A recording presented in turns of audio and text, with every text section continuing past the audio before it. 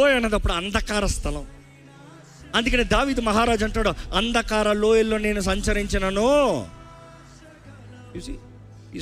ఈ అపాయం రాదు, నేను భయపడను. బట్ అంధకార లోయల గురించి మాట్లాడుతున్నాడు. ఇక్కడేమో దేవుడే ఈ అంధకార లోయలోకి తీసుకెళ్తాడంట. లోయ అన్నదప్పుడు జీవము లేని స్థలం. లోయ అన్నదప్పుడు చచ్చిన స్థితి. లోయ అన్నదప్పుడు dead, it is all dead, no life.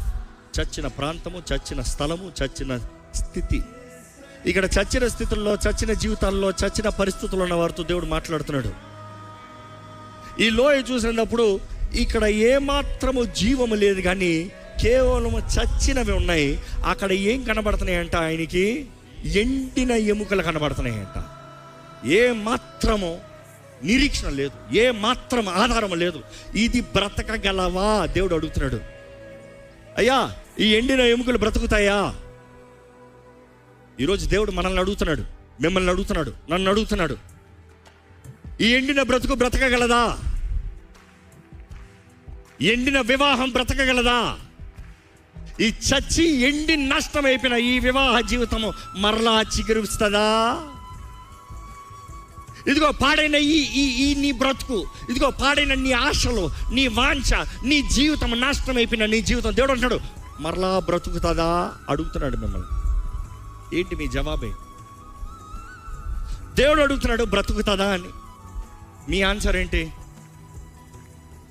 Me answer ఏంటి?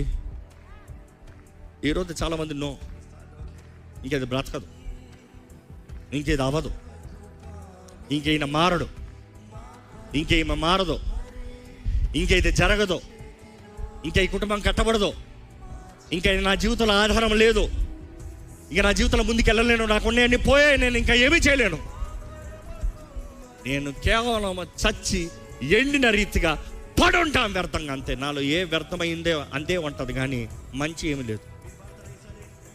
నేను చచ్చిన స్థితుల్లోనే, చచ్చిన వారి మధ్య, చచ్చిన శవాల మధ్య, చచ్చిన రీతిగా పడుంటాను. బ్రతుకుతావా? బ్రతకగలదా? దేవుడు అడుగుతా అంటే ఈరోజు చాలా మంది అంటారు అస్సలు బ్రతకదు, ఇంకా అవ్వదు, ఇంకా కుదరదు. ఈరోజు మీ మాట ఏంటండి? మీ మాట ఏంటి?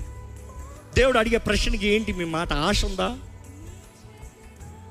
ఆశ ఉందా? కొంతమంది అంటారు ఈ మనిషి మారట్లేదండి. నువ్వు మార్చగలవా? ఆయన అంతటా ఆయన మారగలడా? నీ అంతటా నువ్వు మార్చగలుగుతా, ఆయన అంతటా ఆయన మార్చగలుగుతా. దేవుడు ఎందుకో? పరిశుద్ధాత్ముడు ఎందుకో? పరిశుద్ధాత్మ సహాయం ఎందుకో? పరిశుద్ధాత్మ ప్రేరేపణ ఎందుకో? You are saying I tried, I failed, I give up.